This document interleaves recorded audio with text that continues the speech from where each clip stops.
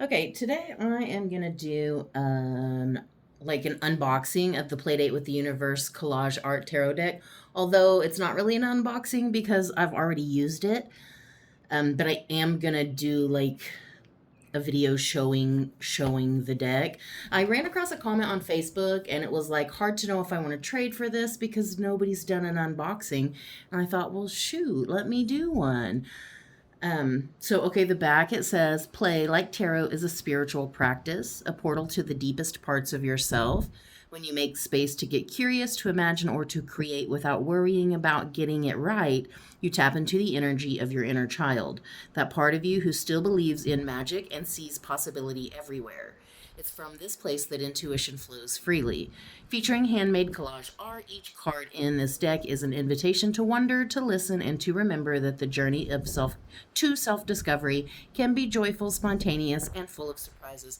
Boy, the wind is going crazy out there. I did first see this Stephanie Gilbert. She was on TikTok and she was making each card, and so I saw that, and then later I saw that she was doing a Kickstarter. So I did pledge the Kickstarter because I'd seen her on TikTok. Now, when I first got this deck, I was like looking through it and like, oh, I don't know if I'm actually gonna like this. Um, and so the universe wants to play. So I was anticipating not really liking it, and then I used it a couple of times, and I absolutely love the way this deck reads. Absolutely love the way it reads. And every time I use it in a reading, it really does invite you into having a play date with the universe. I mean, it read me to filth on the first try. So I was like, okay, this is what we're doing. Here's the book. And I actually haven't even used it or really looked at it. So I like that there's color pictures. And then it shows kind of the meaning and the reversed. Oh, there's a song to each one and an energy. That's freaking cool. I never knew. I might have to look it up sometime and see what the song for each deck is. That's really neat. Oh, it's in loving memory of her dear friend. That's sweet. Play is a portal. I am finding that to be true. Oh, playlist with the universe. You have your own playlist you can upload on Spotify, it looks like. That's really neat. I'm really attuned to music too, so different spreads in there. Oh, a hopscotch playdate spread. I might have to look into using some of these. See, all I needed to do was an unboxing to look at the book. I just jumped in using the deck, thinking, oh, I'm not really going to like this that much. And I absolutely do. So, yeah. Okay. Here is the back, and it has this really pretty dark blue edging. And whatever this cardstock is, it's not super glossy. It's very matte. But they shuffle really well. It's just like they riffle shuffle really well. But then, like if you're a person who likes to do readings and get a lot of jumper cards, it's not like that. These cards don't like to jump because it's new, and I think because of the cardstock also. So if you're into that, you kind of have to do it a little bit differently. Okay, so we'll just start with each card. The Fool, the Magician, the High Priestess. Again, after initially seeing the deck, I was like, I'm just not sure if I'm going to really like this that much. The Empress. And I actually really, really do. I just love the way it reads. The Emperor, the Hierophant, the Lovers, the Chariot. And she collaged all of this, so that's kind of neat too. Strength, the Hermit. I really like that. I like that image.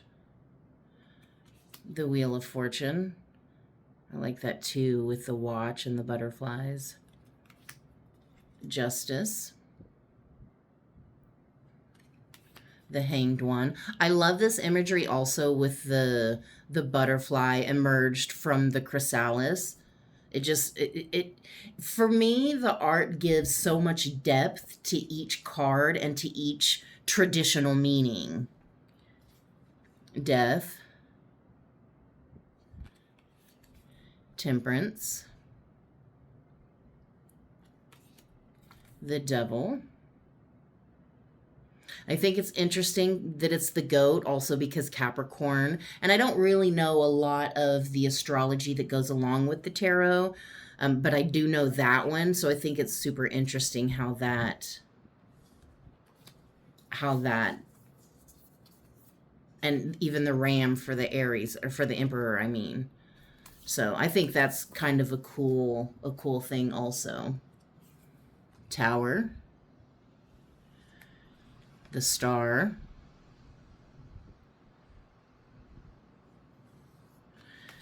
The Moon. It's a cool image too. The Sun. Judgment. I like that, kind of like a spotlight. The World. And then wands are matches. So Ace of Wands is Ace of Matches. And then the Two of Matches. And the Three. And then Four of Matches. And Five of Matches. And the Six. A lot of butterfly symbolism throughout this deck I see already. 7. 8. 9. And 10. The Page. The Knight. The Queen. And the King of Matches. And then Cups, Ace of Cups. And there's definitely a theme with all of the aces being this, I think, a hand or something. Yeah. Ace of Cups, Two of Cups, Three of Cups.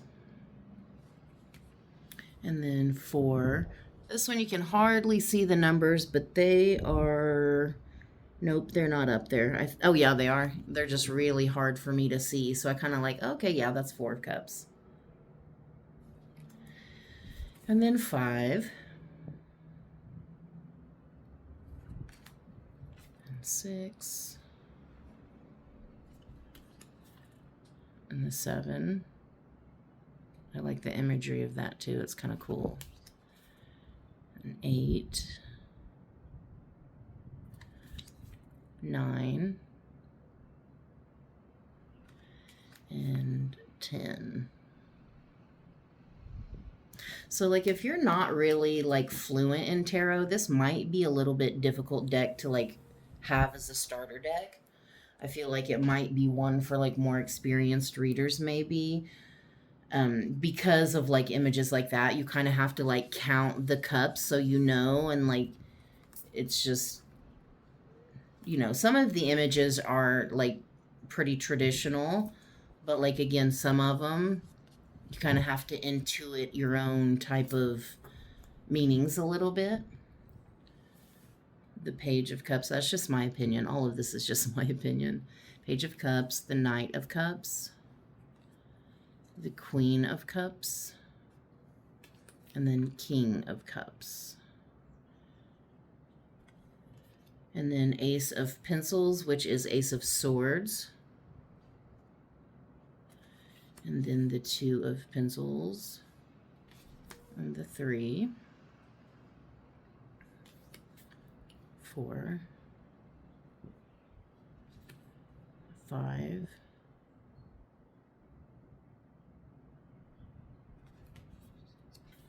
6, 7, 8. I do actually really like the imagery also because I think there's a lot to discern with your intuition if you really study the imagery and what's actually going on in the card. 9 of pencils, 9 of swords, and 10. And then page of pencils, the knight is a large pencil, the queen, and the king. And then the ace of diamonds is the ace of pentacles, the 2, 3, 4, 5, 6, 7, 8, 9, and 10. And then the page, the knight, the queen, and the king. And I know I kind of went through those a little bit fast, but that's okay. I'm going to look through and get the kings and the queens, and then I'll go through and get like the aces and kind of show you each one.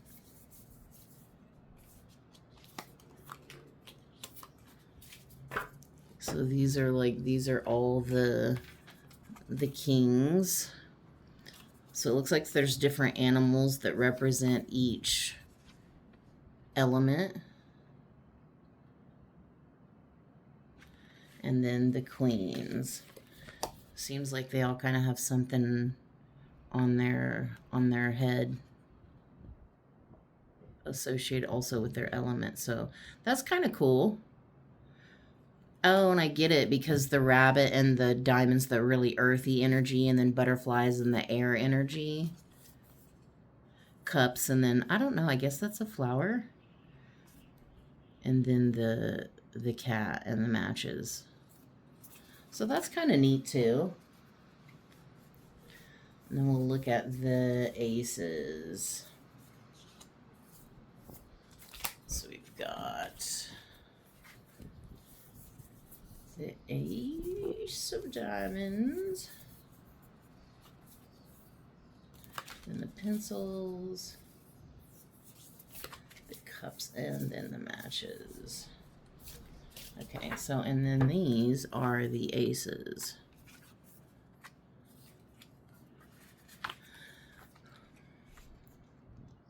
So I'm gonna shuffle them to kind of show you how they shuffle, because they really do, they riffle shuffle so easily. Oops. Okay, let me try that again, not embarrass myself on camera. They shuffle so easily.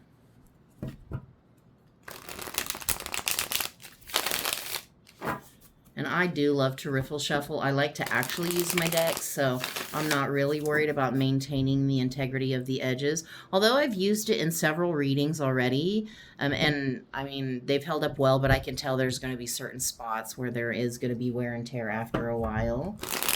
And I'll show you when you try to like overhand shuffle like this, you just don't get a lot of jumpers. And again, I don't know if it's the card stock or because it's new. I haven't altered them in any way. I haven't put any kind of powder or anything on them. This is just how they come. I do feel like it's gotten, since I've used them a few times, it's gotten easier to overhand shuffle like this.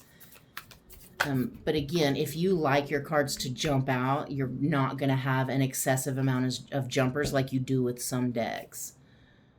So we got 5 of Pentacles, 5 of Diamonds, and Ace of Matches. And then the one on the bottom is Ace of Diamonds. So I'll just do a quick little thing. Because the 5 of Pentacles, yeah, is so much about like the separation in your own energy, and oftentimes the dark night of the soul. And like, I think the 5s for me are always like difficult things that level you up. And then with this one specifically, like there's this younger figure and this older figure that could literally be like an older version of you helping you with something, or like helping you like cross the divide in some way. And like this one, his hands are more receptive, but this one, he's more giving. It's just, again, very intuitive with how you read the imagery itself. And then the Ace of Matches, new motivations, new passion, new fire. And I'm also hearing a match was lit under your ass. And then Ace of Diamonds, Ace of Pentacles. It feels like with the hand there, it's like you're reaching out and touching something that at one point seemed almost impossible, or seemed out of reach, or like out of your price range, out of your energetic range. It feels like you really went through dark things, but somehow you overcame. That's double aces too. There's a lot of new beginnings. And I feel like that happens when you go through really difficult liminal spaces in your life. You emerge and you're so beautiful and realigned and like ready to grind, ready to smash your goals. Like that's how I'm talking. Like you can read the energy. Like literally every time I use this deck, it automatically feels like an invitation to have a play date with the universe, to literally make a date to play, to be more whimsical and more playful in your own life, and to actually do things that make you feel aligned, that make you feel happy, that make you feel playful. And a lot of people are really stuck in their routine and they're just not ready to face that. And this deck almost forces you to face it in some way. At least it has for me, and in the readings that I use it in. I actually really like it. Again, for the 3rd or 4th time, I did not expect to like this deck, and I actually really do. Quickly, it's become one of my favorites.